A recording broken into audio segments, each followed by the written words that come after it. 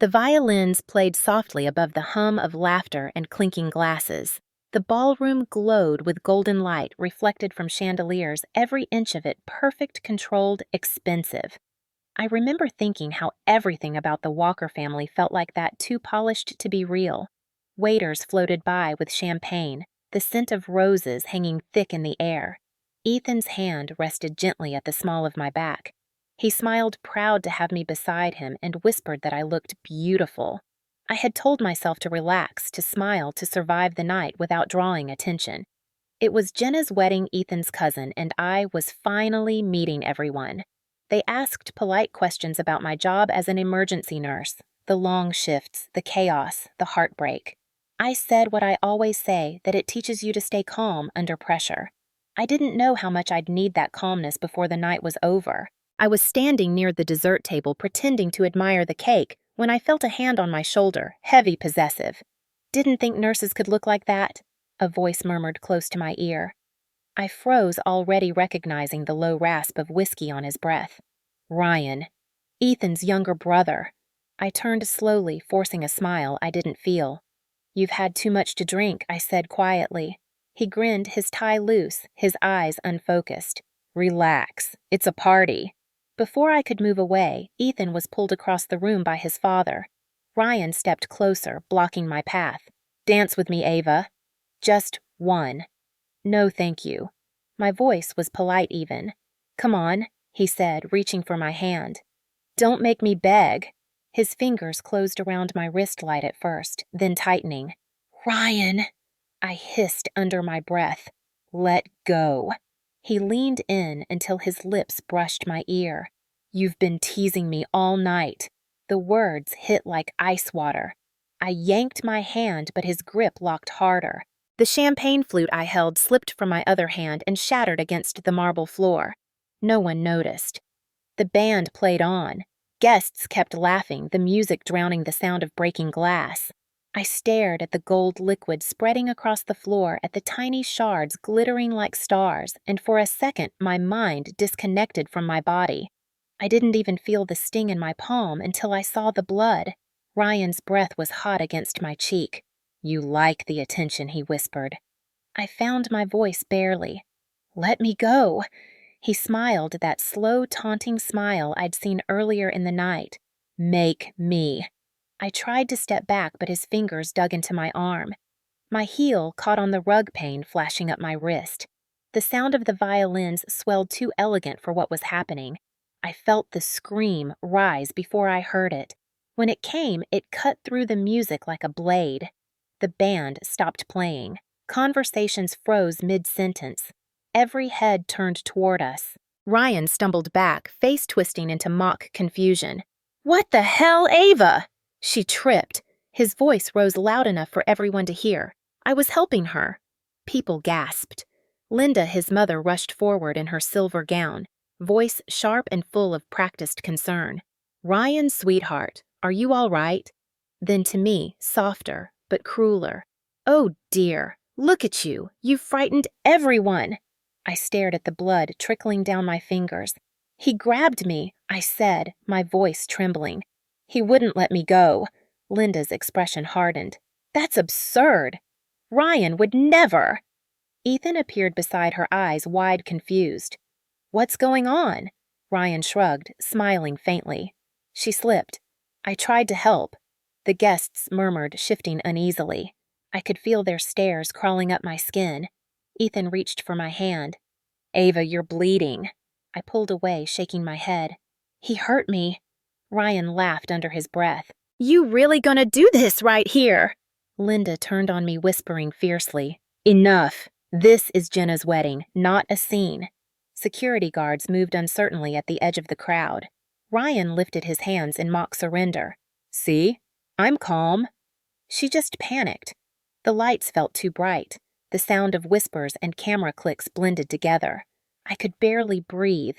Someone touched my shoulder and I flinched. A calm, male voice spoke near my ear. "Ma'am, let's step outside." A police officer, tall, steady uniform, pressed crisp. I nodded numb and followed him toward the glass doors. My shoes slipped slightly on the marble where the champagne still shimmered. Behind me, Linda hissed to Ethan, "Handle this. She's embarrassing herself." Outside, cool night air hit my face sharp and clean. I pressed the napkin the officer handed me against my palm, watching my blood soak through. The muffled music started again inside. They had already moved on. "Do you want to press charges?" the officer asked gently. My lips parted, but nothing came out. Through the glass, I could still see them. Linda fixing Ryan's collar. Richard laughing at something, Ethan standing frozen in the middle of it all. "I don't know," I whispered finally. The officer nodded, not surprised. "Take your time," he said quietly. "I'll be here." I looked down at my hand, the crimson lines across my skin. The pain was real, but the rest of it felt like a dream. The wind carried the echo of laughter from inside, as if nothing had happened, but everything had. The cracks in the glass were only the beginning. That was the night something inside me broke. And that's when everyone finally turned to look. The night air was cold enough to make my skin sting, but I didn't move. The officer stayed a few steps away, his presence steady, unthreatening. Through the ballroom windows, I could still see the lights flickering, guests resettling in their seats like nothing had happened. The music started again, cautious at first, then louder, determined to drown out what everyone had just witnessed. My hand ached beneath the folded napkin, blood seeping through the linen. I tried to breathe slowly, but the air caught in my throat. I told myself I was fine, that I could handle this, but my body was trembling from the inside out. The officer glanced at me once more. "Ma'am, you're bleeding. We should get you to a medic." I nodded, still staring at the glowing windows. "Someone's bringing my boyfriend," I said, though I wasn't sure if that was true. When the doors opened again, Ethan stepped outside, face pale under the warm lights behind him. "Ava," he said softly, reaching for me. I pulled back before I could stop myself. His hand hovered mid-air. What happened?" His eyes darted toward the officer, confusion mixing with worry. "Your brother," I said quietly. "He grabbed me." Ethan's jaw tightened, but he didn't speak. Behind him, Ryan appeared at the doorway, arm around his mother, who dabbed at her eyes with a napkin. "He's saying you fell," Ethan said finally, voice low. "Everyone's confused." I laughed, a sound sharp and hollow. "Of course he is." The officer stepped forward, breaking the tension. "Sir, I'll need both of you to stay here for a statement." Ryan frowned dramatically. "Officer, really? This is ridiculous." She was dizzy. Linda gasped, as if the world itself had offended her. "You're humiliating yourself, Ava," she said. "This is a family event. You've had too much champagne." "I had one glass," I said. My hand was shaking. "You saw what he did. I saw a young man trying to help his brother's girlfriend," she snapped. "You slipped, dear. These floors are terrible for heels." Ethan tried to speak, but his mother's hand gripped his arm. "Let us handle this," she whispered. The officer cleared his throat, his tone firm but even. "I'm going to ask again. Do you want to press charges, ma'am?" The question hung between us like a blade. I felt every eye on me, Ethan's, Ryan's, Linda's. The future I had been building with Ethan teetered on that answer. My chest hurt from holding in everything I wanted to scream. "Not right now," I said finally. The officer wrote something in his notepad. "Then I'll document the incident. You can change your mind later." "Do you have someone to look at your hand?" "She's fine," Linda said before I could answer. The officer ignored her eyes, steady on me. "You should see a doctor. The cuts could be deep." I nodded numbly. "I work at Mercy. I'll take care of it." He hesitated, then handed me a small card. "If anything happens again, anything, you call that number. Ask for me, Officer Delgado." "Thank you," I whispered. When he left, silence fell. Ryan's smirk returned small and sharp. "Sorry about the glass," he said, voice mocking. "Guess we both got carried away." Ethan turned on him. "Ryan, stop!" "What?" Ryan spread his arms. "You believe her? She's overreacting. Everyone saw you touching me," I said. "Everyone saw my hand bleeding." "Accidents happen," he said lightly. Linda gasped again, hand to her chest. "Enough. We are not doing this in public." She looked at Ethan. "Take her inside before people start recording." Ethan hesitated. Mom, now. Her tone left no room for argument. He took my elbow, gently guiding me away from the door.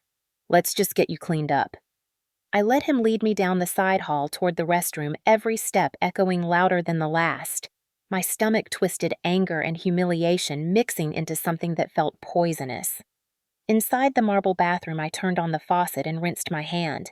The blood swirled pink down the drain. Ethan stood behind me, reflection pale and stiff in the mirror. You have to believe me, I said. I do, he said quickly, but his tone wasn't convincing. It's just complicated.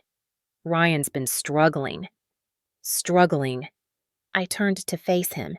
He assaulted me, Ethan. His eyes flicked to the door as if the walls might have ears. Keep your voice down. Your parents. I repeated the words bitter. Your mother just called me drunk and hysterical. He sighed. She's emotional. This wedding. Don't you dare blame this on stress. He looked at me, and for a moment I thought he might apologize. Instead, he said quietly, Can we please not make this worse tonight? The words hit harder than Ryan's grip. I stared at him, the man I'd trusted, loved, built a future with, and suddenly he looked like a stranger.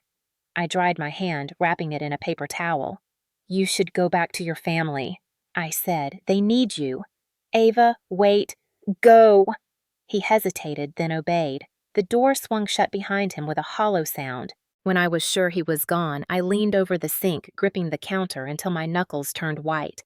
The tears came slowly, not from pain, but from disbelief. I had walked into that ballroom as someone's girlfriend, someone accepted. Now I felt like an intruder in my own life. I stayed there for what felt like hours, listening to the muffled music start again through the walls. They were dancing, laughing, toasting. I stared at my reflection, the smeared makeup, the faint bruise on my arm forming beneath the skin, and wondered how easily people could pretend nothing happened when it didn't happen to them. When I finally stepped outside, the officer's cruiser was gone. The parking lot was empty except for the echo of distant laughter. The night was colder now, the kind of cold that seeps through your ribs. I wrapped my shawl tighter around my shoulders and walked toward the car. Inside, my phone buzzed with a text from an unknown number. It read only 2 words. Be careful. My hands shook as I dropped the phone into my purse. I didn't know who had sent it, but deep down I already knew. 8 months before the wedding, the world had felt simple. The smell of antiseptic and coffee hung in the hospital corridors, the kind of scent you stopped noticing after enough night shifts. It was 2 a.m. when I first met Ethan. He was leaning against the nurse's station uniform smudged with soot from a highway accident, his eyes tired but kind. You're the one who stitched up that firefighter last week, he said, smiling. I laughed. I'm the one who got yelled at for doing it too fast. He chuckled and handed me a paper cup of coffee. Hospital coffee tastes like burnt regret, but it's all they've got. We sat on a bench outside the ER doors, steam from the cups rising into the cold night air. He told me he was a paramedic, that he liked helping people but hated paperwork. I told him I liked the adrenaline, that emergencies made me feel useful. He said, You make chaos feel calm. It was the kind of line that might have sounded rehearsed, but his voice made it real. Over the next weeks, we saw each other during overlapping shifts. Brief glances that became conversations, conversations that became dinners. Ethan was steady, gentle, the kind of man who opened car doors and remembered my favorite snack from the vending machine. He asked about my parents, and I told him my mother had died when I was 19, that my father and I had grown apart. He listened without interrupting. When he talked about his family, there was always a pause, a hesitation. They're complicated, he said once, staring at his cup. My dad's in real estate. Mom's all about appearances. My brother Ryan, he's still trying to figure things out. He laughed, then nervous. Ryan can be intense. I didn't think much of it. Everyone had family quirks. The first time I went to his apartment, there was a framed photo of 3 people smiling in front of a white house, Ethan, his parents, and Ryan. The younger brother's grin was wide, confident. I remember thinking they looked like an advertisement for normalcy. Ethan said he hadn't seen them much since moving out, that he needed space from their expectations. My dad wants me to take over his company one day. I told him I'd rather pull people from wrecks. I liked that about him, the quiet rebellion, the sense of purpose. We fit easily. Mornings with Ethan meant burnt toast and laughter. Nights meant him reading patient charts aloud in funny voices while I folded laundry. For the first time in years, I thought about the future with something other than fear. Around month 5, he asked if I wanted to meet his family. "It's overdue," he said. "Mom's been asking about you." "What did you tell her I asked?" He smiled. "That you're the one." I remember laughing, saying, "You're serious." He was. "They can be overwhelming, but I'll be right there." I spent days preparing, picking out the right dress, reminding myself to smile, to be polite, to make a good impression. I wanted them to like me because Ethan mattered.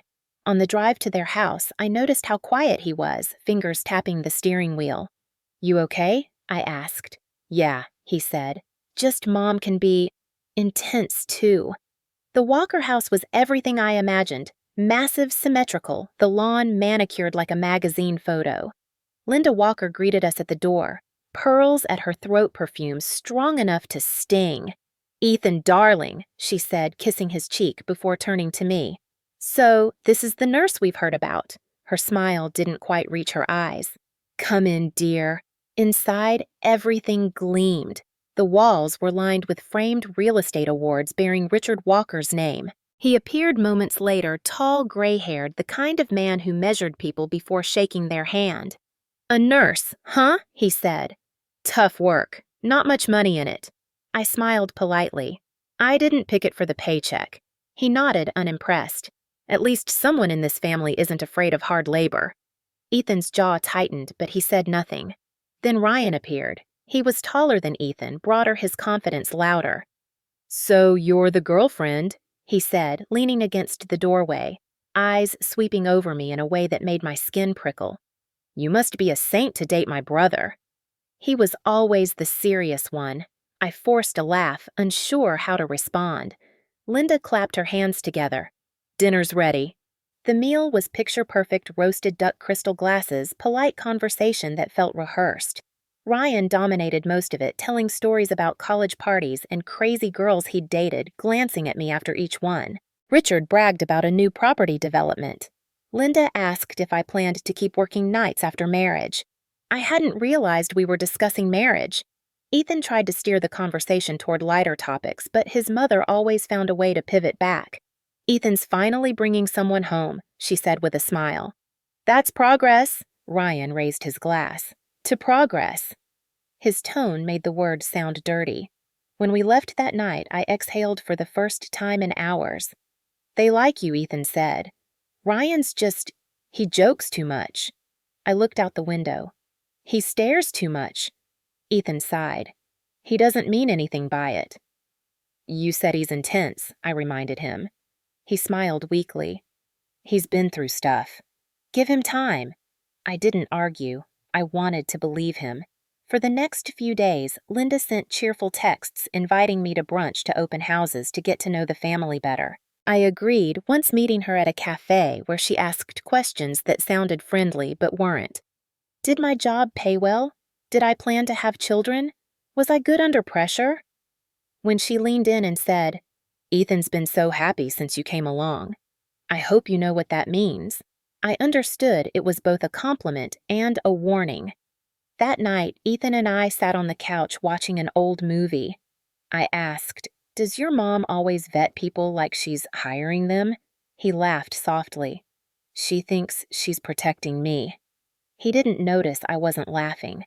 Back then, I thought the cracks in his family were small. I thought love could smooth them over. I had no idea how deep they ran. I had no idea how literal that word, intense, would become. The night of the second dinner at the Walker house felt heavier than the first. The sky had that gray tint that makes everything look colder even in summer. Ethan insisted it would be fine. "They just want another chance to get to know you," he said as he straightened his tie. I didn't argue, but my stomach had been in knots all day. Grace, my supervisor at the hospital, had said jokingly, "If you survive another dinner with his rich family, I'll buy you coffee for a week." I had laughed then, pretending I wasn't dreading it. The Walkers' home loomed like a museum when we arrived, lights glowing from every window. Linda met us at the door again, perfect as ever, smiling with teeth too white to be real. Ava. Dear, she said, you look lovely. Blue really suits you. Her tone was warm, but her eyes flicked briefly over my dress as if to judge the fabric. Richard appeared behind her phone in hand. Ethan, come look at this new project commercial property. Incredible returns.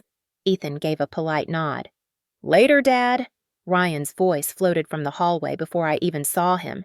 Well, look who's back. He was in a crisp white shirt with the top buttons undone, his hair slicked back glass of wine already in hand. His grin widened when he saw me. Our favorite nurse returns. Ryan, Linda said in warning, though there was a hint of amusement in her tone. Be nice? I'm always nice, he said, winking at me before turning toward the dining room. The table was already set, candles flickering. Dinner began pleasantly enough. Linda talked about redecorating one of their vacation homes. Richard discussed the real estate market. Ryan interrupted often, telling stories that seemed designed to make me uncomfortable about his wild 20s, his adventures with women who couldn't handle him. He watched me when he said it, smiling like it was a private joke. So, Ava, he said halfway through the meal, what's the worst thing you've seen in the ER? His tone was curious, but his eyes dared me to answer wrong. Probably when a man came in with a broken jaw, I said. He said he fell. But his wife's hand was swollen. The silence that followed was sharp. Richard cleared his throat. Some people just don't know how to stay out of other folks' business, he said. I met his gaze and nodded. You're right. Some don't. Ethan shifted beside me, giving me a warning look. Ryan smirked. You like fixing broken things, huh? It's my job, I said, including people he asked. Because my brother's been pretty broken for a while. Linda laughed nervously. Ryan, stop teasing. Just conversation, he said, shrugging. But his gaze lingered too long and the air thickened. After dessert, I excused myself to use the restroom. When I came back, everyone was standing near the fireplace looking at old family photos. Ryan stepped away from the group as I passed, whispering near my ear. You smell amazing. My stomach twisted. Excuse me, I said, walking past him quickly. Ethan noticed my expression. You okay? He murmured. Fine, I lied. As we were leaving, Linda clasped my hands. I hope tonight wasn't too much. Ryan's just spirited. I smiled faintly. He has a strong personality. He's had a difficult few years, she said softly, almost as if she were apologizing for him. People misunderstand him. Ethan drove in silence. The only sound was the hum of the tires. Your brother's behavior, I began, but he cut me off. He doesn't mean it that way. He just pushes boundaries. He likes to get reactions. He makes me uncomfortable, I said plainly. Then avoid being alone with him, Ethan said. His tone was calm, but the words stung. That's your solution, I asked. It's my family, Ava. It's complicated. Complicated doesn't mean acceptable. He sighed, rubbing his temple. I know. I'll talk to him. The next morning, I found a text from an unknown number. You looked perfect in that red dress. I stared at the screen for a long time, my chest tightening. I hadn't worn red since Christmas. The only time I wore that dress recently was the night of that dinner.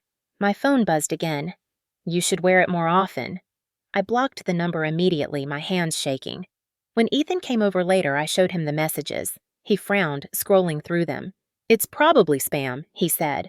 Or someone from the hospital prank texting. They knew what I was wearing, Ethan. He shrugged, uncomfortable. Could be someone at dinner. Maybe Ryan was joking. Joking, I said. Do you hear yourself? I'll talk to him, he repeated too quickly. But days passed and nothing changed. The next weekend I worked an overnight shift. When I stepped outside at dawn, I noticed a car parked across the street, black sedan tinted windows. I couldn't see the driver. It pulled away as soon as I looked directly at it. I told myself it was coincidence, but fear had a taste now metallic and constant. At the hospital, one of the receptionists mentioned a man asking for me. Tall guy, dark hair, she said. Said he was your boyfriend. I froze. Ethan had been working a double that night. Did you tell him anything? No, she said. He just stood there watching you through the glass doors. Creepy. I went home and found a single rose taped to my apartment door. No note. The same night, Ethan called his voice tight. Ryan said you accused him of stalking you. He followed me to work, I snapped. He sent me texts. You don't know it was him, Ethan said. Don't start something you can't prove. Why are you defending him? Because he's my brother. I hung up before I said something I couldn't take back. The next morning, I found a message on my windshield written in the dust. See you soon. I reported it to building security. They promised to review footage, but I already knew whose face I'd see if they checked. For the first time since meeting Ethan, I didn't feel safe. When I tried to sleep, I heard the sound of glass breaking in my dreams, the same sound from the first night, the one no one else had heard. It was the sound of something fragile giving way. I should have trusted it. I should have known that was just the beginning. The first week after that dinner, I tried to convince myself I was imagining things. Stress, exhaustion, paranoia, anything but the truth. But the truth always finds its way in, even when you keep locking the door. It started small. A call at midnight from an unknown number that went silent when I answered. Then again, the next night, heavy breathing on the other end before it clicked off. The third night, a voice whispered my name before the line went dead. I showed Ethan the call log. He frowned but looked unconcerned. Probably a prank. Hospitals get weird calls all the time. Not on my personal number, I said. Someone's watching. He hesitated, scrolling through my phone. You can't assume it's Ryan. I stared at him. Who else would it be? He sighed. I'll talk to him. That was the last thing I wanted to make him angry again, but Ethan didn't understand. Talking to Ryan wasn't a solution. It was gasoline. The next day at the hospital parking lot, I saw Ryan's black sedan parked 2 rows away. He was sitting in the driver's seat, sunglasses on, pretending to scroll through his phone. When I walked toward the entrance, the engine turned over, headlights flashing once, and he drove away. My hands shook so badly, I dropped my ID badge. Later that night, I received another text. Nice shift at Mercy, pretty girl. I blocked the number, but more messages came from different ones, each more specific. The blue scrubs fit better than the green. You shouldn't walk alone to your car. You looked tired tonight. Sleep well. I started keeping screenshots, timestamps, even recordings of voicemails that played faint laughter in the background. Grace noticed before I told her. You're pale, she said one morning, handing me a cup of coffee. You eating? I nodded, forcing a smile. Just long shifts. You're jumpy, Mitchell, she said, eyes narrowing. Don't make me pull you off nights. I wanted to tell her everything, but part of me was ashamed. Shame is a strange thing. It makes you believe you're responsible for the sickness aimed at you. The following weekend, I went to Ethan's apartment and told him I wanted to go to the police. He rubbed the back of his neck uneasy. Without proof, it's just harassment claims. They won't do anything. He's following me, I said. He's outside my job. Did you see his face? I don't need to, I snapped. You know it's him. Ethan's voice softened. He's not well, Ava. He needs therapy. He needs consequences. He looked at me then, and for the first time I saw something I hadn't before: fear. But not for me. For his family. He was terrified of what exposing Ryan would do to them. Please, he said quietly, don't make this worse. That night I couldn't sleep. Every creak of the building made me flinch. Around 2 a.m., there was a knock at my door. I froze, phone in hand. It came again, softer. I tiptoed to the peephole. No one there. Just an envelope taped to the door. I waited a full minute before opening it. Inside was a small, velvet box. My pulse roared in my ears. I opened it slowly. Inside lay a jagged piece of red glass, the same color as the wine glass that had shattered at dinner. My stomach turned. I called Ethan immediately, voice shaking. He was here. Who, Ryan? He left something on my door. Ethan's voice went flat. Are you sure I'm holding it? He was silent for too long. Don't call the police, he said finally. Let me handle it. Handle it? How I'll talk to him. Stop saying that I shouted. Talking doesn't work with people like him. He hung up. The silence that followed was louder than any scream. The next morning, I found a voicemail waiting for me. It was Ryan's voice, calm and low. You shouldn't tell him things he doesn't need to know. You're smarter than that. I dropped the phone. I called Ethan again, no answer. Then Linda called me. Her tone was sharp defensive. You're upsetting my son's Ava. Your son is harassing me. He's just trying to connect. You've been cold to him. I couldn't believe what I was hearing. Connect, I said. He's stalking me. Oh, please. Don't dramatize. You're young. You don't understand how families work. We protect each other. He left a threat at my door. She sighed. You're misreading everything. Ryan told me he apologized. You should try to move on. My mouth went dry. If you don't stop this, I'll go to the police. Her voice turned cold. And ruin Ethan's career? You'd really do that? She hung up before I could respond. I sat on the edge of the bed, the phone still pressed to my ear, realizing just how deep the rot ran in that family. Over the next few days, the harassment escalated. My car alarm went off 3 nights in a row. Someone keyed the word liar across the driver's door. The security cameras in my building caught only shadows, figures, and hoodies' faces turned away. Grace pulled me aside at work again. Whatever this is, end it. You're scaring the interns. I laughed bitterly. You think I want this? She looked at me, her expression softening. You need help and protection. I wanted to believe her. I wanted to believe anyone could protect me. But every time I closed my eyes, I saw Ryan's smirk. I saw Linda's calm denial. I saw Ethan's silence. And then I saw the red glass. A small, sharp reminder that this wasn't over. It was just beginning. The days began to blur into each other, marked only by exhaustion and the quiet hum of fear that never really left. I started double-checking every lock, every window, every sound in the hallway. The sunlight through my apartment blinds no longer felt warm. It felt like a spotlight exposing me. I was living inside my own pulse, waiting for something to happen. Every time my phone buzzed, my heart jumped. I changed my number twice, but the messages kept coming from new ones, short and taunting. Still wearing blue. You forgot to close your curtains. You look better scared. I stopped responding to Ethan's texts for a few days, partly because I didn't know what to say anymore. When we finally spoke, his voice was cold defensive. My mom says you're acting paranoid. Your mom doesn't have someone following her to work. Ryan swore he hasn't contacted you. I laughed. Then who knows what color scrubs I wear? Silence stretched across the line until I hung up. At the hospital, I started carrying a small notebook everywhere. I wrote down times, license plates, locations, anything that could serve as evidence.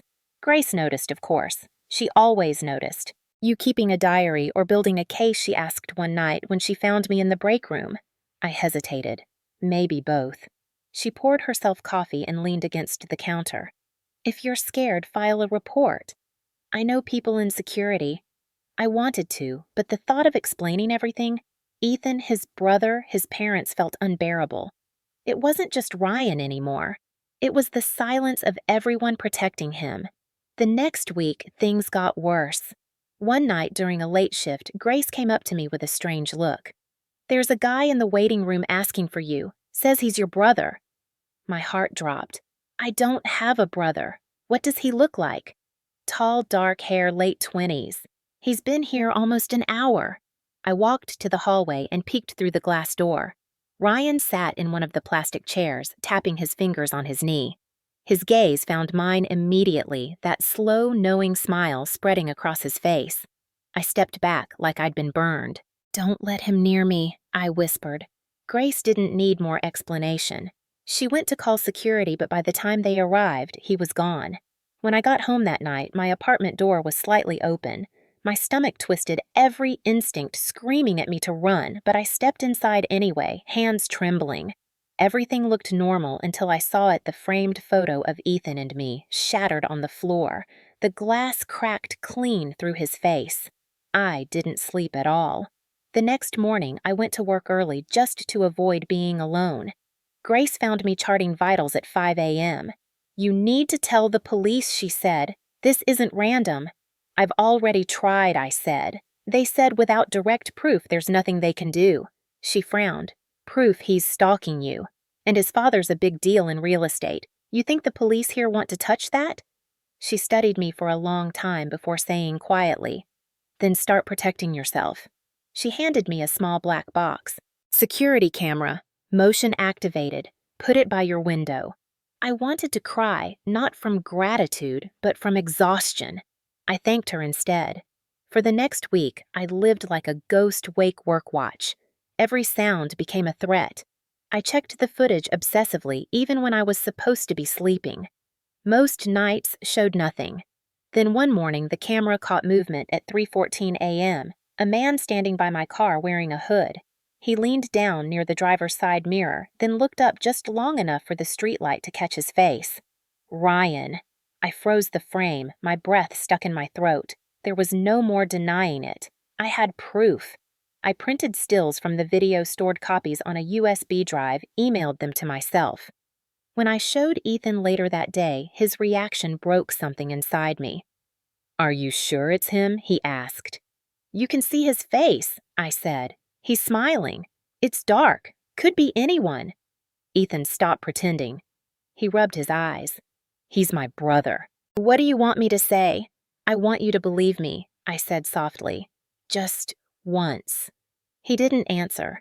That night I cried for the first time in weeks, quiet sobs into my pillow so the neighbors wouldn't hear. I realized I was alone, not just physically, but in every way that mattered. The next morning, Grace caught me by the elevators. "You look like hell," she said bluntly. "Thanks," I muttered. She studied me. "You can't keep this to yourself, Ava. Isolation kills people faster than fear does." I wanted to tell her she was wrong, but deep down, I knew she wasn't. When I got home that night, I found a note slipped under my door. "Tell Grace to mind her own business." I tore it up, my hands shaking, and realized then that it was no longer about me, it was about control. Ryan wanted to see how far he could push before I broke. And the worst part, my silence was helping him. So I decided to stop being silent. I uploaded the footage to a private folder, backed up everything, wrote a statement, and drafted an email to the police department's harassment division. Before hitting send, I hesitated.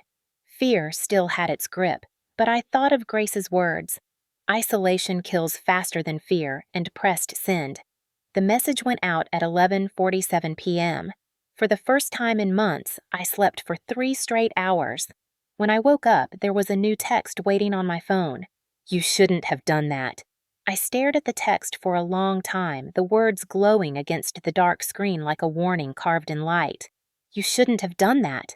My first thought was that maybe somehow he knew I had gone to the police. The fear was instant and physical, crawling under my skin until it became part of me. I forwarded the message to Grace, then turned off my phone. For 2 days, I waited for a call from the police, but none came.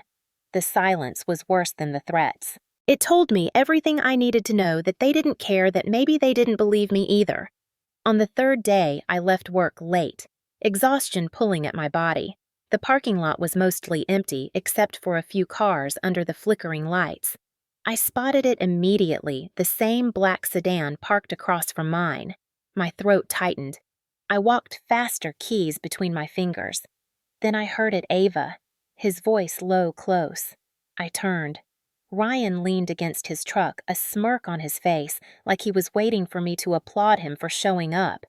"What do you want?" I said. "To talk. You've had months to talk. Instead, you've been following me." "Following."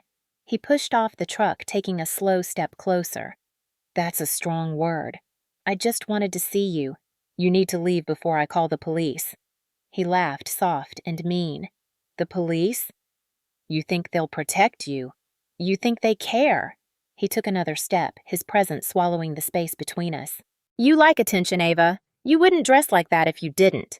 "You're disgusting," I said. "And you're lying," he replied, his tone shifting to something darker. "You tell my brother lies about me. You make me look like a monster. But you don't tell him the truth, do you?" "What truth? That you wanted this?" I didn't even think. My hand came up fast, slapping him across the face. The sound cracked through the empty lot. His head turned slightly, his smile never leaving. "There she is," he said quietly. "The real Ava." "Stay away from me," I whispered. He leaned in, voice barely audible. "You're not the one giving orders here." My phone buzzed in my pocket. It was Grace calling. I took a step back, fumbling for it, but Ryan caught my wrist gripping tight enough to bruise. "Let me go," I shouted. His eyes flashed with something wild.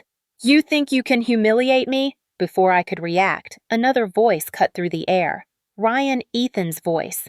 He was running toward us, his face pale breath, ragged. "What the hell are you doing?" Ryan dropped my wrist immediately, his expression switching to innocence like flipping a switch. "She's overreacting," he said. "We were just talking." Ethan grabbed his arm. "Get in your truck and leave." "You're defending her," Ryan sneered. "After everything I've done for you. Get in the truck." For a second I thought Ryan might hit him. Then he laughed cold and sharp. "You'll regret this," he said. "Both of you." He turned and walked away, the sound of his boots echoing across the lot until he disappeared into the night. I stood frozen, my body still trembling. Ethan turned to me. "Ava, are you okay?" "No," I said. "I'm not." He reached out like he wanted to comfort me, but I stepped back. "You let it get this far," I said. "You kept making excuses for him." His face twisted with guilt. "I didn't know he'd—" "You did," I said. "You just didn't want to admit it." "I'll fix this." "You can't fix people like him, Ethan." I walked past him, my pulse pounding in my ears. He followed me to the car, his voice breaking. "Please don't hate me." "I don't hate you," I said. "I just don't trust you." I drove home with both hands gripping the wheel. The image of Ryan's smile burned into my mind. When I reached my building, I found new scratches on my apartment door, 3 long, deep lines carved into the wood, like claw marks. My breath caught. He had been here again. I called the police, but they took nearly 40 minutes to arrive. 2 officers stood in my doorway taking photos without saying much. "You said he's your boyfriend's brother," one of them asked. "Ex-boyfriend," I corrected. "And yes, we'll file it as a property damage report," the older officer said. "If it escalates, call us again." "It already has escalated," I shouted. He shrugged. "Then maybe get a restraining order." They left before I could say anything else. I sat on the floor after they were gone, knees pulled to my chest. The apartment felt smaller, every shadow sharper. My phone buzzed again, this time a new message from an unknown number. That hurt. No punctuation, just 2 words that made my stomach twist. I forwarded it to Grace along with a photo of the scratches. She called immediately. "You're coming to my place," she said. "Pack a bag." "I can't." "You can and you will. You're not staying there alone." I wanted to argue, but exhaustion won. I packed what I could carry and drove to her apartment across town. When I walked in, she hugged me, something she'd never done before. "You're safe here," she said. I wanted to believe her, but safety had become a foreign language. Later that night, as I lay on her couch listening to the city hum outside, I thought about what Ryan had said in that parking lot. "You're not the one giving orders here," and realized that he wasn't just threatening me. He was declaring war on my sense of control. He wanted to own my fear, and he was winning. Linda's voice on the phone sounded sweet, almost maternal, the kind of tone that had once fooled me into believing she cared. "Ava." "Dear, she said we've all been so worried. Ryan feels terrible about what happened. Can we please talk like adults?" "Just dinner the whole family. We want to make peace." I almost hung up right then, but something in her voice. Maybe the trembling sincerity, maybe the exhaustion in me made me pause. "Ethan will be there," I asked.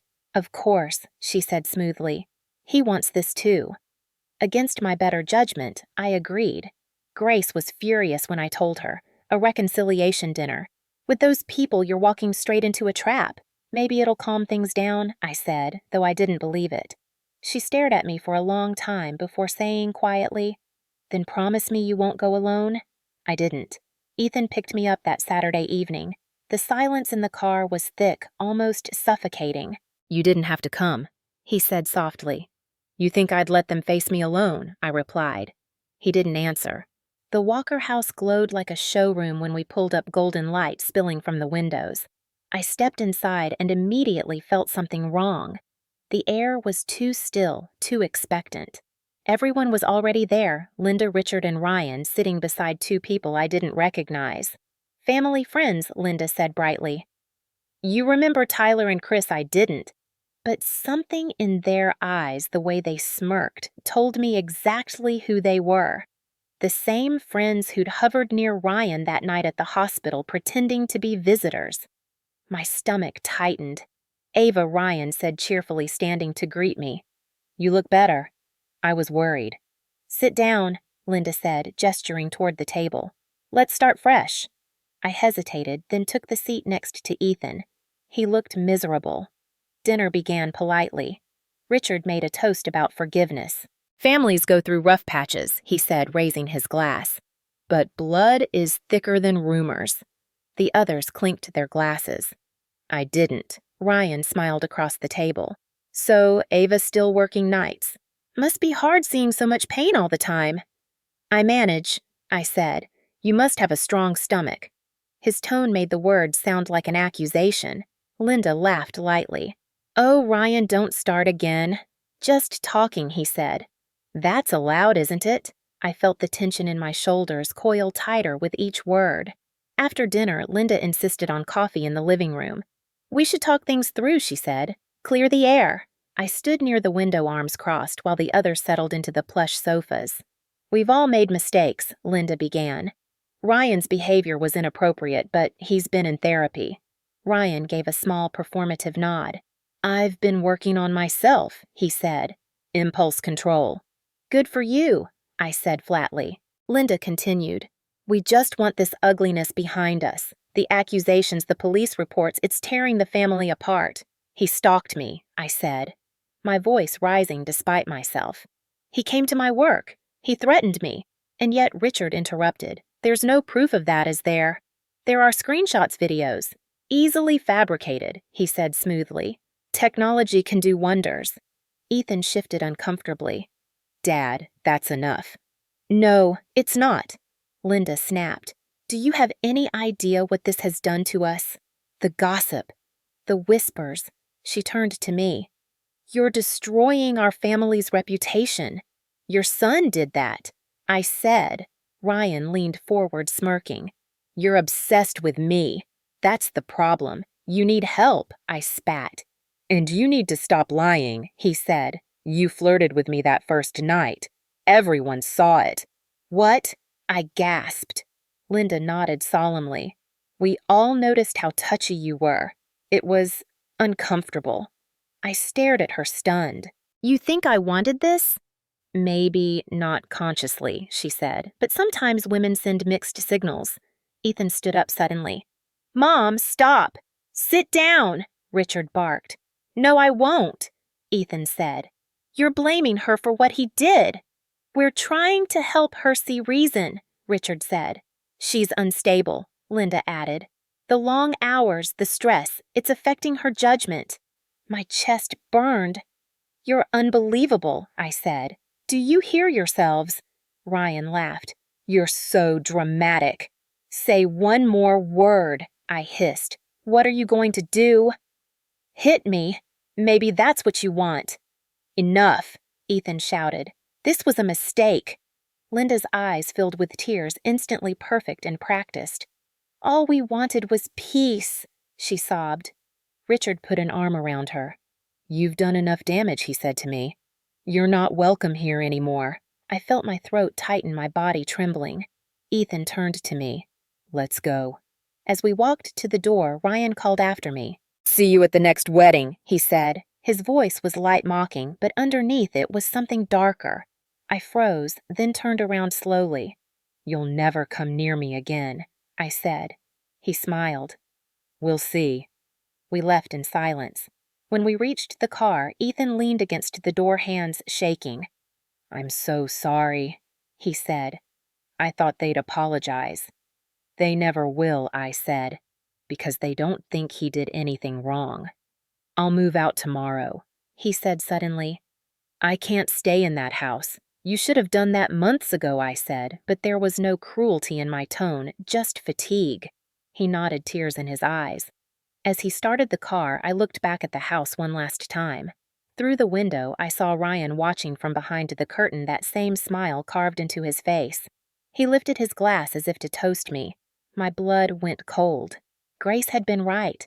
I had walked straight into a trap, but not the kind with ropes or locks. It was the kind built from manipulation and denial, and I had given them the satisfaction of thinking I was still trapped inside it. Not anymore. The following weeks passed in a strange haze of quiet. After that night at the Walker house, Ethan packed a small bag and moved into a short-term rental across town. He called it temporary, but I knew it was more than that. He said he needed to rethink everything and promised to handle things with his family to finally stand up to them. I wanted to believe him, but belief had become a luxury I could no longer afford. The silence was deceptive. Ryan stopped texting, no calls, no letters, no messages left at my door. My security cameras caught nothing unusual. Even Grace started to relax. Maybe he finally got bored, she said one afternoon, sipping her coffee. Bullies usually do when they realize you're not reacting. I smiled weakly, pretending to agree. But deep down, I knew Ryan wasn't the type to get bored. He was the type to wait. That kind of quiet wasn't peace. It was pressure building. Ethan called one night just after midnight. "Mom wants to invite you to Jenna's wedding," he said cautiously. "She says she wants to make things right." I almost laughed. The last time she said that, I left her house shaking. She swears it'll be different. Smaller crowd, more family around. They just want to show the world everyone's fine. You mean they want to pretend? He hesitated. Maybe, but it might be safer that way. Public. Lots of people. I didn't answer immediately. Something in me wanted to say no, to run as far as possible from anything connected to the Walkers. But another part of me, the stubborn part that refused to live in fear, said yes before I could stop it. "I'll go," I said, but only because I refused to let them control where I can show my face. Ethan sighed. "I'll be with you the whole time." "You said that before," I replied, then softened my voice. "Just make sure you mean it this time." The week before the wedding, I focused on work. Grace told me to take time off, but I couldn't stand being alone in my apartment. The ER was loud and bright, full of movement and life, and that made me feel safe. Still, I could sense something coming. The night before the ceremony, I laid out a pale blue dress I'd bought weeks earlier. It was modest, soft fabric that reminded me of calm skies. I chose it because it felt the opposite of everything I'd been through. Clean, untouched. A new start. As I ironed it, my phone buzzed with a message from an unknown number. My heart stopped for a second before I opened it. It was just an emoji. 2 eyes. Watching. I blocked the number, but my hands wouldn't stop shaking. I texted Ethan. "I'm still getting messages." He didn't reply for an hour. When he did, all he said was, "He's not invited." I didn't believe that for a second. The next morning, sunlight poured through the window like it had forgotten how to be gentle. I put on the dress, tied my hair back, and stared at myself in the mirror. For a moment, I looked like someone else, someone strong, someone who had survived worse and still stood tall. But then, my eyes caught the faint shadow of a bruise still fading on my wrist, and the illusion broke. Grace called while I was finishing my makeup. "You sure you want to go?" she asked. "No," I said honestly, "but I have to." "Then promise me something," she said. "If anything feels off, you leave." No explanations. Just walk out. Promise. The ceremony was held at a vineyard outside the city, the kind of place that looked perfect in photos. Rows of white chairs, soft music, the scent of lavender in the breeze. I could almost pretend it was normal. Ethan met me by the entrance, his tie, slightly crooked eyes tired. "You look beautiful," he said. "Don't I?" said quietly. "Not today." He nodded. Inside, the Walkers greeted guests like royalty. Linda's smile was wide enough to hide the cracks underneath. When she saw me, her expression froze for half a second before snapping back into place. "Ava," she said, voice too sweet. "I'm glad you came. I'm sure you are," I replied. Ryan wasn't at the table when we sat down, and for the first time in months, I exhaled. Maybe he really wasn't invited. Maybe I was wrong. The ceremony passed without incident. I tried to enjoy it, clapping at the right moments, smiling at the happy couple. Ethan reached for my hand once, and for a brief second I let him. For that hour, I almost felt normal again. At the reception, I stayed near the edge of the crowd. The air smelled of wine and Rose's laughter echoing off the stone walls. I watched as Linda made her rounds, pretending to adore everyone. Richard gave a speech that was all about family loyalty legacy, the same lies dressed up as virtues. I felt my jaw tighten. Then I saw him. Across the room near the bar, Ryan stood in a black suit, a champagne glass in hand. His eyes locked on mine instantly, and that familiar grin spread across his face. My stomach dropped. "Ethan," I whispered, gripping his sleeve. "He's here." Ethan turned, his expression collapsing. He wasn't supposed to come. But he did. "Stay here," he said, moving toward his brother. I watched them argue quietly, their faces tight with anger.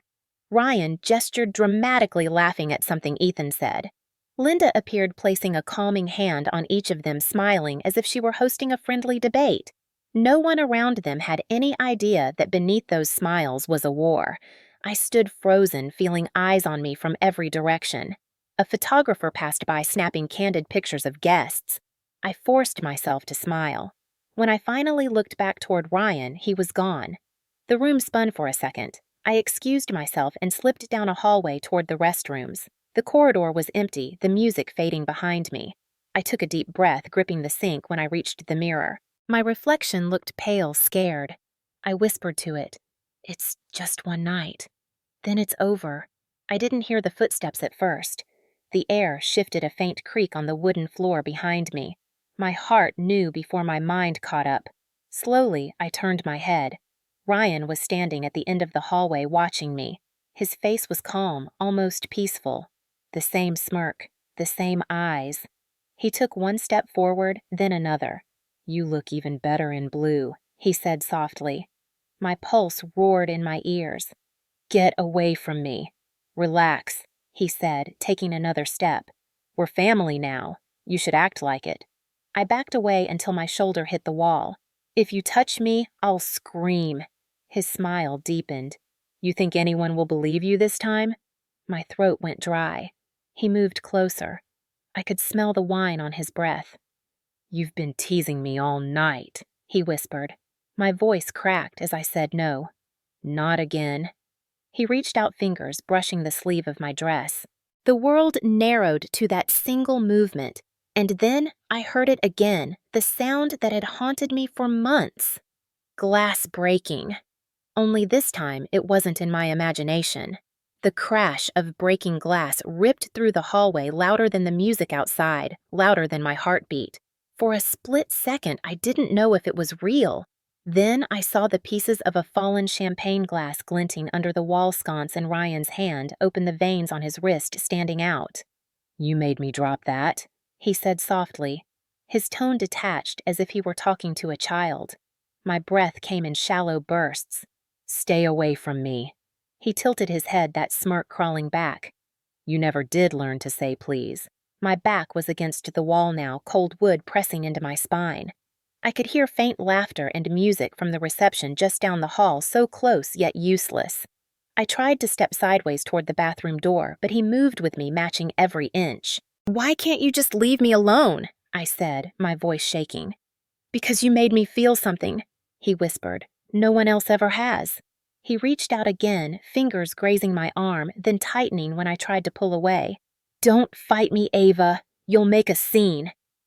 "Let go." I pushed against him, but he was stronger, the smell of alcohol heavy between us.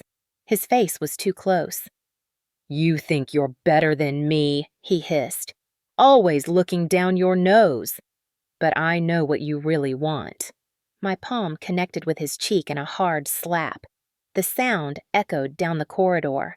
His head snapped to the side, and for a moment he went still. Then his expression changed no more. Smirk, no more calm, just raw, unfiltered rage. "You shouldn't have done that," he said. He lunged forward, grabbing my wrists and slamming me against the wall. Pain shot up my arms as I struggled, twisting, trying to scream. "Ryan, stop!" I shouted. He clamped a hand over my mouth. "Don't ruin another party," he whispered, pressing harder. I could feel his breath against my ear, the weight of his body pinning me. My mind went blank, instinct taking over. I kicked, aiming low, and felt the impact when my heel connected with his shin. He cursed and loosened his grip just enough for me to shove him back. "Help!" I screamed, my voice breaking through the hallway. Footsteps thundered somewhere behind us. Ryan reached for me again, but before he could touch me, someone slammed into him from the side. It was Miller, the groom's brother, followed by another man I didn't know. "Get your hands off her!" Miller shouted. They wrestled Ryan to the ground, his body thrashing like a trapped animal. I stumbled back, my chest, heaving, tears blurring everything. Ethan appeared next, eyes wide with horror. "Oh my God," he said, rushing toward me. "Ava, are you hurt?" I couldn't answer. My voice was gone. He turned to Ryan, who was still struggling under Miller's knee. "What the hell is wrong with you?" Ryan laughed wild and bitter. "She wanted it. She's been leading me on since day one." "Shut up!" Ethan yelled. Miller's brother, a police officer from another city, pulled out his phone. "I'm calling local law enforcement," he said. Ryan froze at the word law. "You don't understand," he said, voice slurred now. "She's crazy." She made me do it. I could hear people gathering at the end of the hall, whispers spreading like wildfire. The music had stopped again. Faces appeared, guests, family members, strangers all watching. Linda's voice cut through the noise, shrill and panicked. "What's going on, Ryan?" She rushed forward, eyes wide, mascara streaking. "Let him go. Stay back," Miller said firmly. "He assaulted her." "That's a lie," she screamed. "He would never." Then she saw me. My dress was torn at the shoulder bruises already forming on my arm. Her expression flickered just for a second between disbelief and something colder. "Ava?" she said softly. "What did you do?" My knees almost gave out. "He attacked me," I said, my voice trembling. "You must have misunderstood," she interrupted. "He wouldn't! Mom, stop!" Ethan shouted. "I saw it." Richard arrived next, face red with anger. "What's the meaning of this?" he demanded. "Your son assaulted my girlfriend," Ethan said, standing between us. "He needs to be arrested." Richard's jaw clenched. "You're out of your mind. This family has a reputation to protect." "Then maybe you should have raised a better son," Ethan said. Gasps rippled through the onlookers. Ryan started laughing again, a sound that made my skin crawl. "You think this ends here," he said. "You think anyone's gonna believe her over me?" The police arrived minutes later, 2 officers pushing through the crowd. Linda tried to block them. "Please, there's been a misunderstanding," she said, voice trembling with false civility. "My son had too much to drink." "Ma'am, step aside," one of the officers said. "We need to speak with the victim." "Victim," she repeated like the word offended her. I stood shaking, barely able to speak. Miller explained what he'd seen, his brother backing him up. Ryan tried to interrupt, shouting, "They're lying." She came on to me. The officers didn't buy it. One of them took his arms and pulled them behind his back. The sound of handcuffs clicking was the most satisfying sound I'd ever heard. "You can't do this," Linda screamed. "He's innocent." Richard stepped forward, furious. "You'll regret this," he said to Ethan. "You and that girl both." "That girl has a name," Ethan said quietly, "and she's the only person here telling the truth." As they led Ryan away, he twisted his head toward me, eyes burning. "You'll pay for this," he said. "You don't know what you started." "It's already over," I whispered. "No," he said, smiling as the officers pulled him out the door. "It's just getting started." The room erupted in chaos. Guests murmured the bride, crying the groom, shouting at Richard to leave. I stood in the middle of it all, numb. Ethan wrapped his jacket around my shoulders and guided me outside. The night air felt different this time. Cold, yes, but clean. I could breathe again. "I'm sorry," he kept saying. "I'm so sorry." I looked at him, tears sliding down my face. "You can't fix what he did, but you can stop pretending your family is innocent." He nodded, eyes filled with regret. Flashing lights painted the vineyard in red and blue as the police car disappeared down the road. Somewhere inside, Linda was still screaming. Richard was still blaming. But for the first time, none of that mattered. Ryan was gone in cuffs and I was still standing. The world was spinning, but I wasn't falling. Not this time. I thought about the sound of the glass breaking, how it had followed me for months, haunting my dreams. And I realized it wasn't a warning anymore. It was an ending. The flashing red and blue lights faded behind us as Ethan drove away from the vineyard, his hands trembling on the wheel. Neither of us spoke. The silence inside the car was louder than the sirens. My mind was still stuck on the image of Ryan being shoved into the police car, his eyes locked on mine through the window, that smile carved into his face like he had won something I didn't understand. When we reached Ethan's apartment, I collapsed on the couch, the adrenaline gone, leaving only a hollow ache in my chest. Ethan paced in front of me. "I can't believe he did that," he kept saying. "I can't believe my brother." "Believe it," I said quietly. My voice sounded strange, detached, like it belonged to someone else. "He's been doing this for months. You just didn't want to see it." He stopped pacing and turned toward me, guilt etched into every line of his face. "You're right." I looked at him, expecting him to add something, an apology, a plan, but he didn't. He sat beside me instead, staring at the floor. "My mom's going to call soon," he said. "She'll spin this. She always does." "Then don't answer," I said. "Let her drown in her own lies." But when his phone buzzed, he did answer. He always did. I could hear Linda's voice on the other end, even without speakerphone, shrill and desperate. "Ethan, where is she? Did she put you up to this?" "You know your brother would never." "Mom, stop," he said. "I saw it. I saw everything."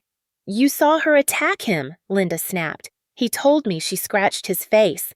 She made a scene at your cousin's wedding. The entire family is talking about it." Ethan's jaw clenched. He was trying to force himself on her. "Oh, please," she said, laughing bitterly. "You've always been jealous of Ryan, and now you've let this girl ruin your family." Ethan hung up without another word, his hand shaking.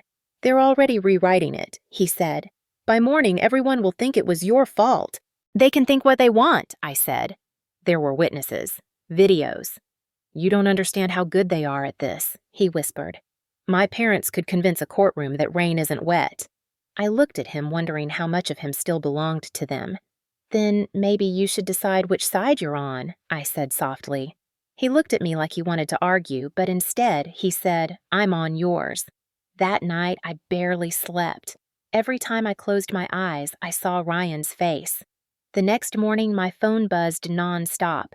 Unknown numbers, messages. Some said I was brave. Others called me a liar. Someone even sent a photo of me being led out of the wedding, Ethan's jacket around my shoulders with the caption, "Psycho nurse ruins family celebration." My stomach turned. I called Grace. "It's happening," I said. "They're turning it on me." "Ignore them," she said firmly. "Document everything. Don't respond. They'll destroy me. Only if you let them." Later that day, I went to the ER for my shift. It felt like walking into a storm without an umbrella. People stared. A few nurses whispered. Grace met me in the break room. "We're all behind you," she said, placing a hand on my shoulder. "Don't let their noise get in your head."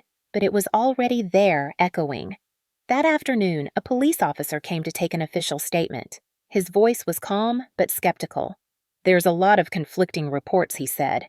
"Some witnesses say you might have provoked him." "Provoked him?" I repeated, incredulous. "By existing." He didn't answer. He just kept writing. When he left, I felt smaller somehow, like my words had shrunk on the way to his notebook. That night, I got home to find a manila envelope pushed under my door. Inside were printed screenshots of social media posts. "Gold-digging nurse attacks fiancé's brother," one headline read. Another said, "Family victimized by unstable outsider." And then there was a photo Ryan in handcuffs with the caption, "Innocent man framed." I sat on the floor, the papers trembling in my hands. My phone rang again. This time it was Richard. I didn't answer, but his voicemail played automatically.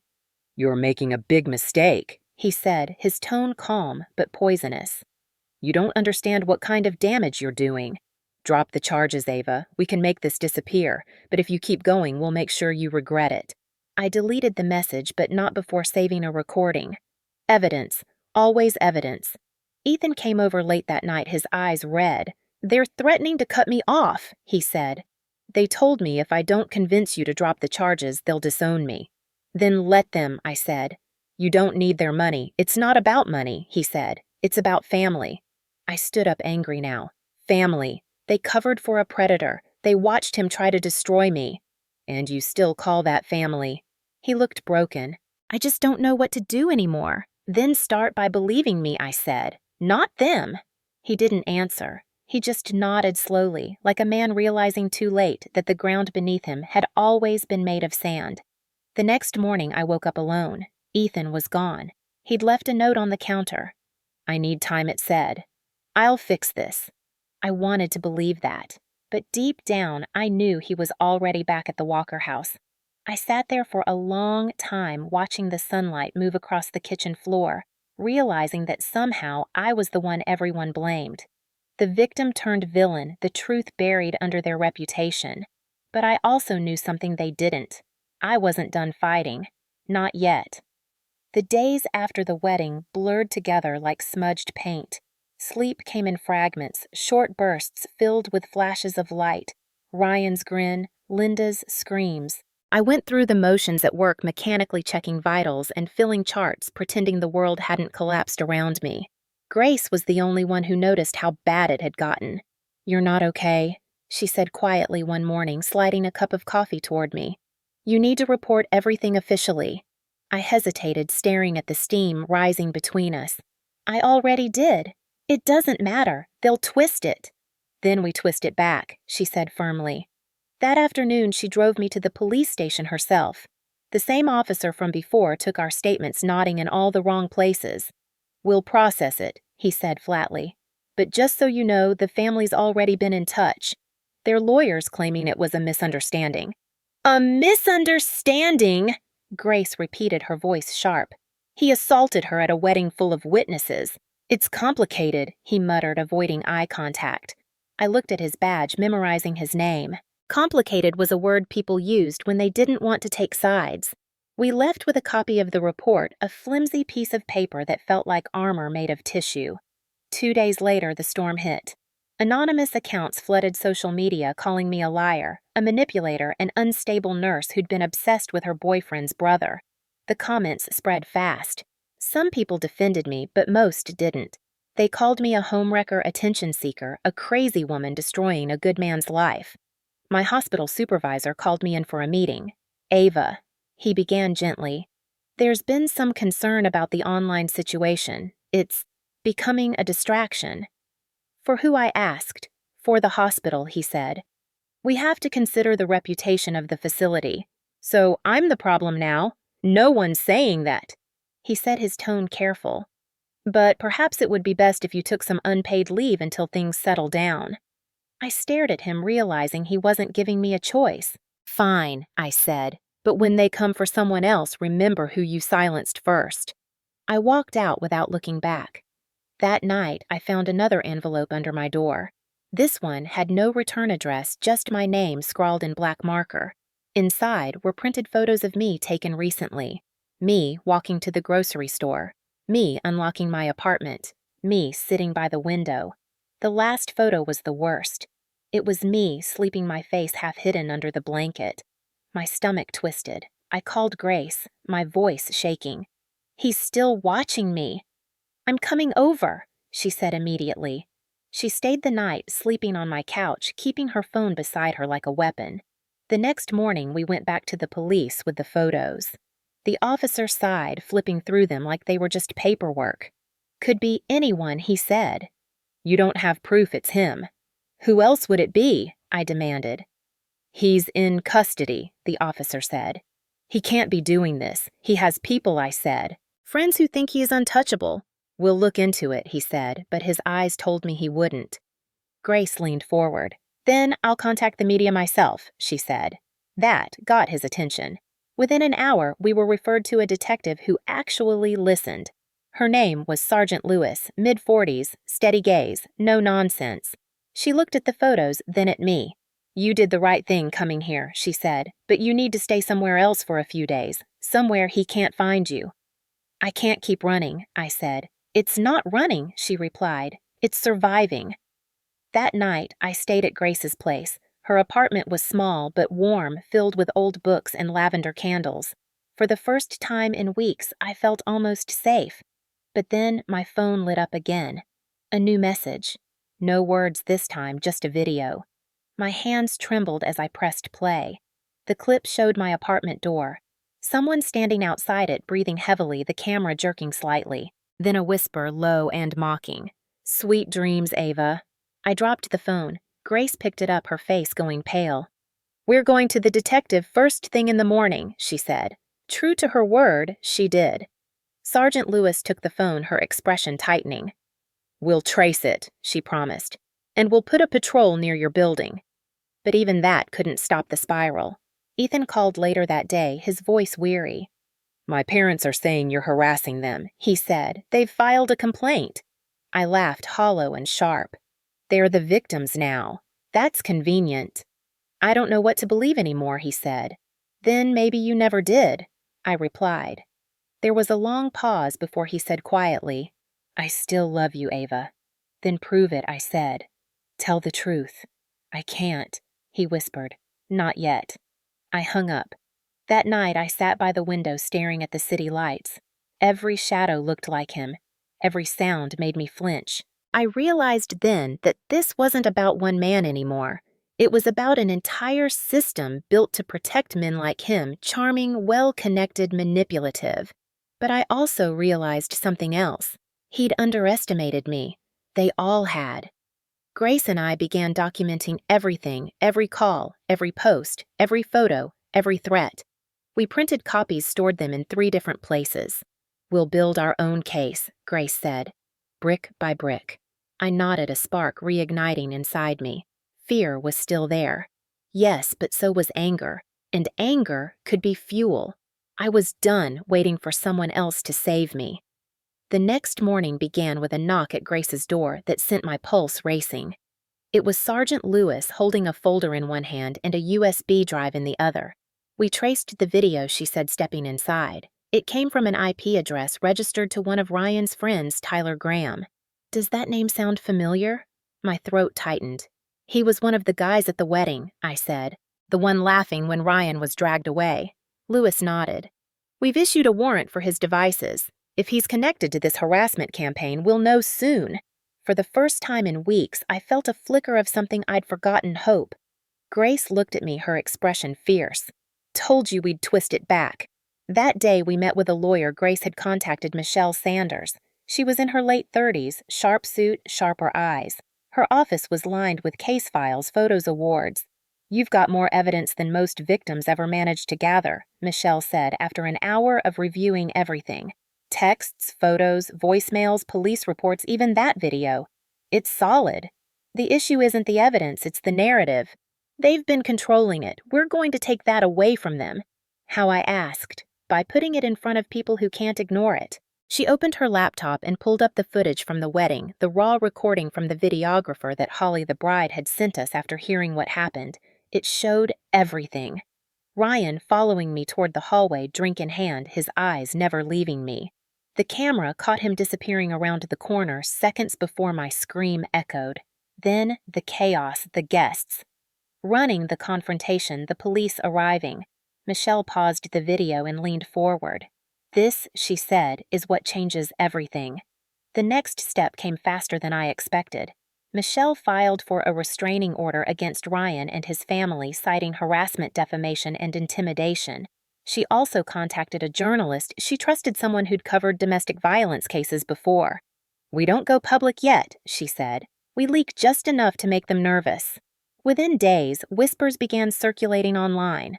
Anonymous posts claimed new footage contradicted the Walker family's version. For the first time, the tide started to turn. Ethan called me that night, his voice unsteady. "My parents are freaking out," he said. "Mom's threatening to sue anyone who mentions Ryan's name. Dad says they'll destroy you in court." "Let them try," I said. "We've got the truth." "They're saying you edited the footage," he said quietly. "That you staged the whole thing." I laughed bitterly. "Do you believe that?" There was a long pause. "No," he said finally. But I didn't stop them soon enough. I'm sorry. Then start now, I said. The next morning, Michelle called with an update. The DA's office is interested, she said. They're reviewing the evidence for possible criminal charges, and the journalist I spoke to wants to interview you off the record for now. My stomach turned. What if this makes things worse? It already is worse, Michelle said. The difference is, this time they'll have to answer for it. That afternoon, Grace drove me downtown to meet the journalist, a woman named Karen Lee. She listened quietly as I told her everything from that first dinner at the Walker house to the messages stalking the attack. When I finished, she said softly, "They can't silence you anymore, Ava. Not with this." By the end of the week, the news broke. Prominent real estate family under investigation after assault footage emerges. The article didn't name me directly, but everyone knew. The comments were different this time. People were angry, but not at me. They were angry for me. Ryan's face, captured mid-smirk in the video, became the symbol of everything people hated about power without consequence. The Walkers tried damage control. Linda released a statement claiming their family was being targeted by malicious lies. Richard went on a local radio show to defend his son, calling the footage taken out of context. It backfired. A day later, the journalist released another clip audio from a police body cam where Ryan shouted, "She's been asking for it since day one." The public outrage exploded. Michelle called again. "The DA just confirmed it. They're filing charges for assault and harassment." I felt my knees weaken. Grace hugged me tight. "You did it," she whispered. "You actually did it." But I wasn't naive enough to think it was over. That night, I received a final message from an unknown number. "Enjoy the attention while it lasts," it said. "Truth has a way of changing sides." I stared at it for a long time, then forwarded it straight to Michelle and Sergeant Lewis.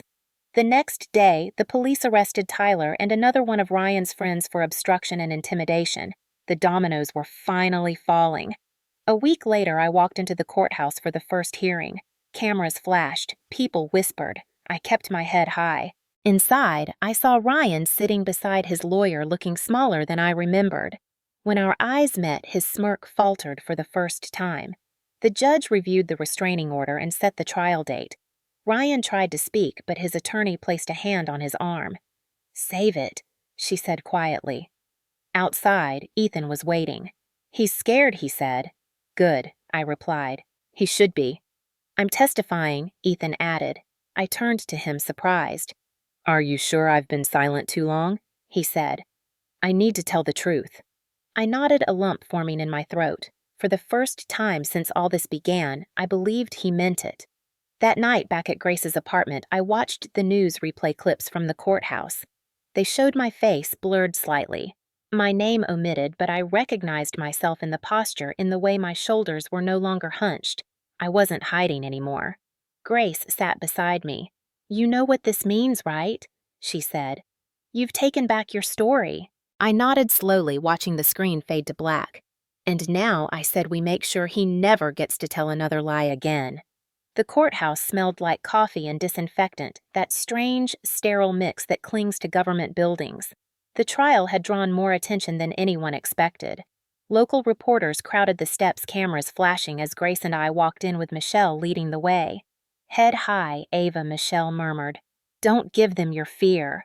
That's what they feed on." Inside, the courtroom buzzed with low voices. Ryan sat at the defense table, looking cleaner, calmer, almost boyish in his tailored suit.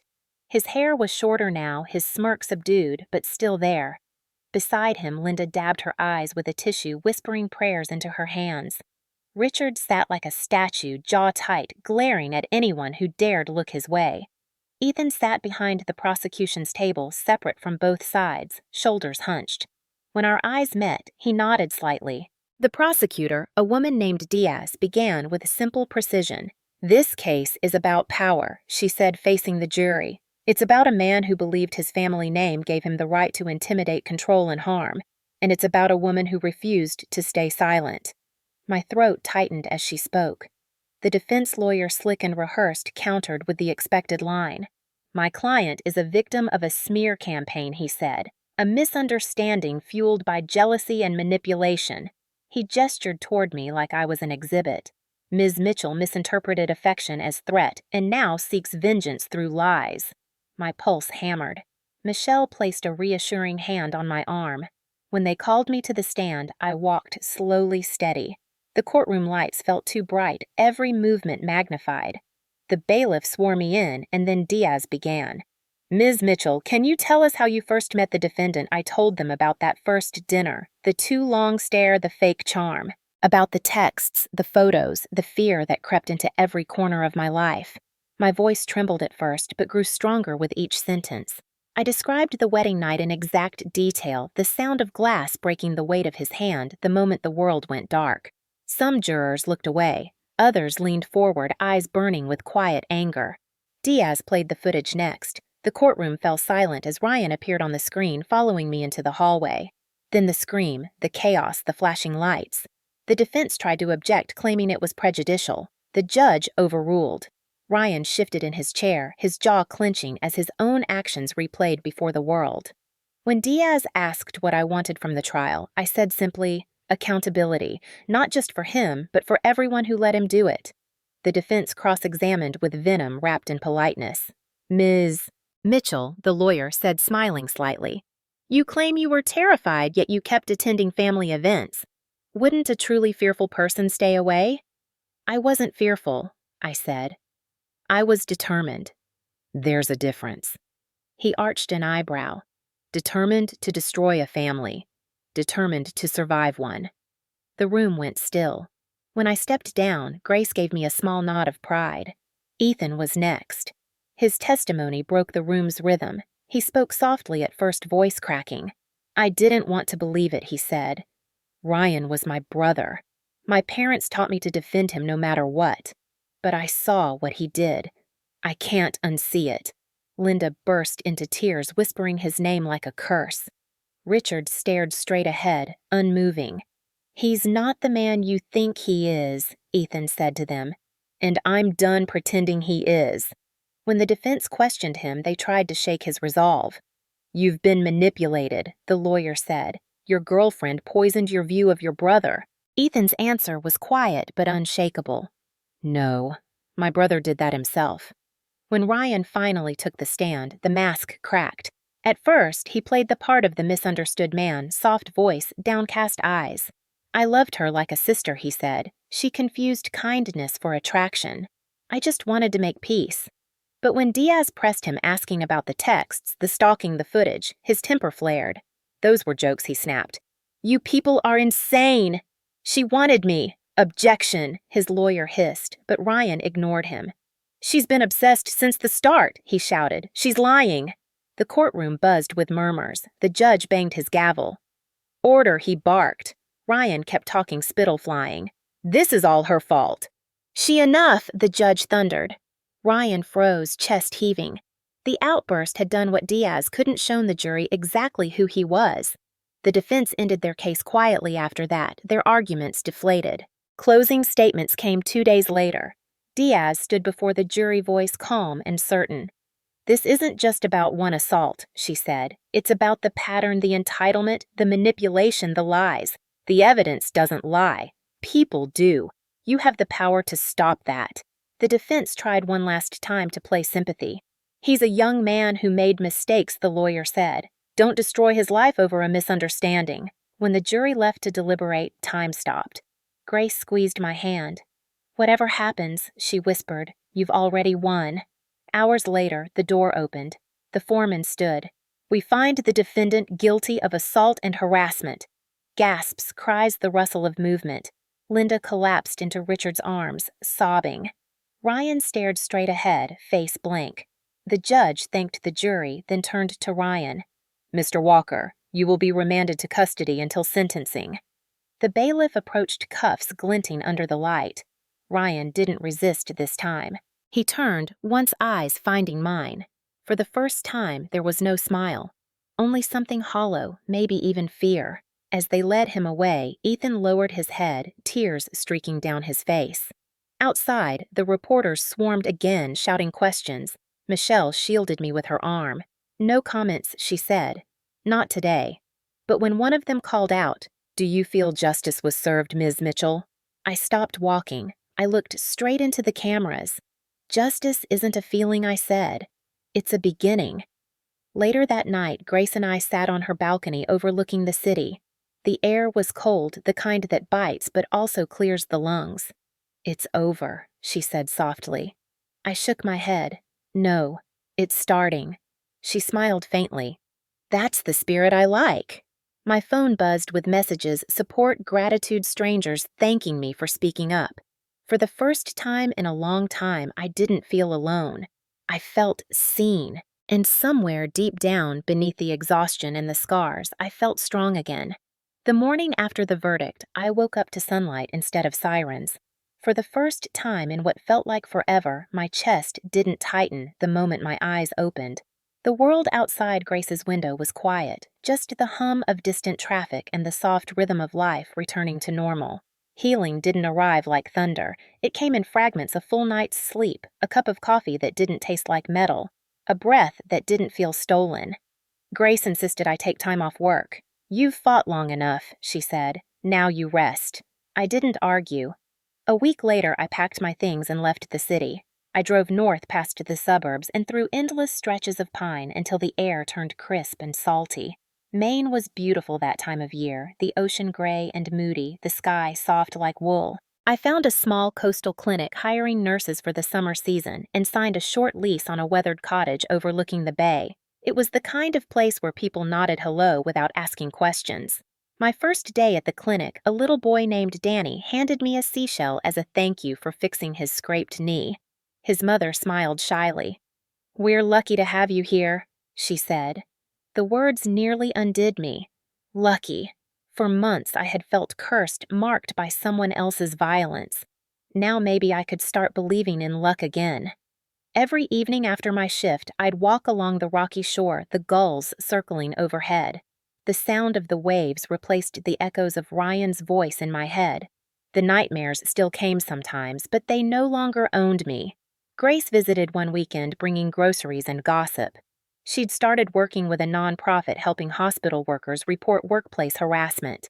"We're calling it Safe Shift," she said, eyes bright. "And guess who inspired it?" I laughed. "You're serious. Dead serious. You're the first name on the advisory board." "I didn't agree to that," I said, smiling. "Too late," she said. "You already did by surviving."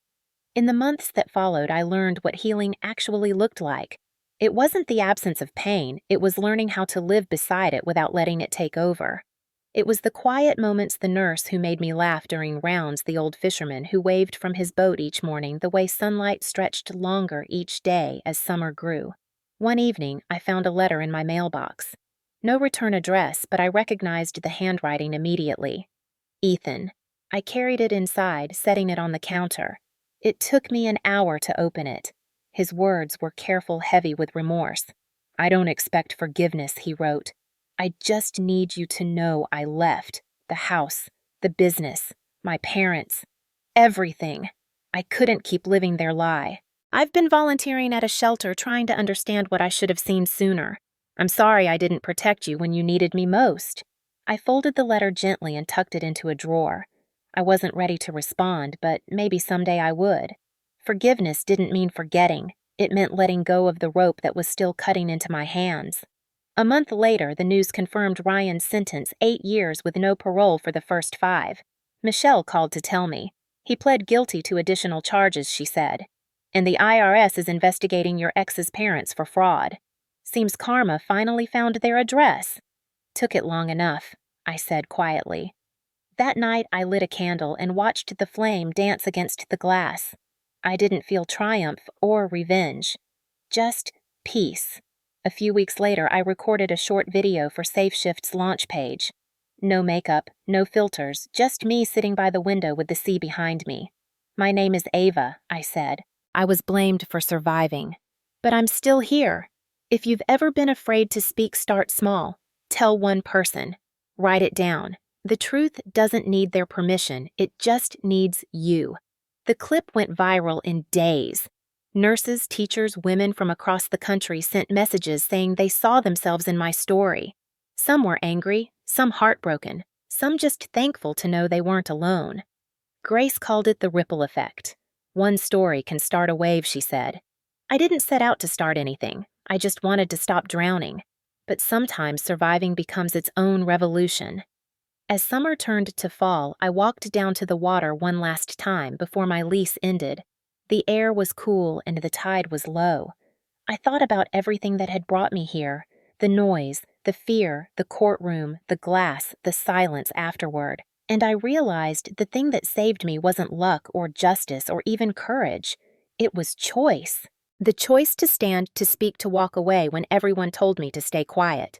The choice to believe that life after pain is still worth living. When I turned back toward the cottage, the horizon glowed faint pink against the gray sky. The world was still imperfect, still cruel in places, but it was also wide open, and for the first time in years, I felt ready to meet it. The wind off the Atlantic had its own language, one I'd learned to understand. It wasn't just the sound of waves crashing against rock.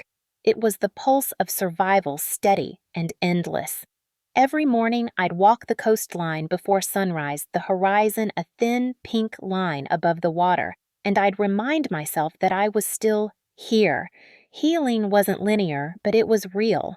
Sometimes I woke with my chest tight, flashes of the courtroom still replaying in my head, but now the fear came softer, like an echo fading with distance. Maine had become my quiet sanctuary. The clinic was thriving. I'd been promoted to lead nurse after the director retired, and Grace's Safe Shift project had grown faster than we ever imagined, chapters opening in hospitals across 3 states. We spoke at a conference in Boston, our first public appearance together. I told my story on stage, my palms sweating under the lights. But when I looked out and saw hundreds of faces nodding back, faces that had known silence and shame, I felt that same calm I used to chase in the ER. Afterward, people came up to thank me. A woman in her 60s said I thought I was the only one who didn't fight back fast enough. I took her hands and said, "You're not too late." Grace said later, "You've turned pain into permission." She was right. But even as life rebuilt itself, pieces of the past drifted back. Ethan wrote once more, a short note sent through Michelle. "Ryan was transferred to state prison last week," it said. "He's not the same. I'm not sure he ever will be." Mom finally started therapy. She wants to apologize, but I told her it's not my apology to deliver. "I hope someday you'll find peace, Ava. You deserve it." I didn't write back. Some words are better left unanswered. I didn't need closure from the people who broke me. I'd already built it myself. One evening, the clinic asked me to record a short PSA for Domestic Violence Awareness Month. I agreed on one condition: I'd do it my way. They filmed it at the shoreline behind my cottage. I wore no makeup, no script, just the sea and my truth.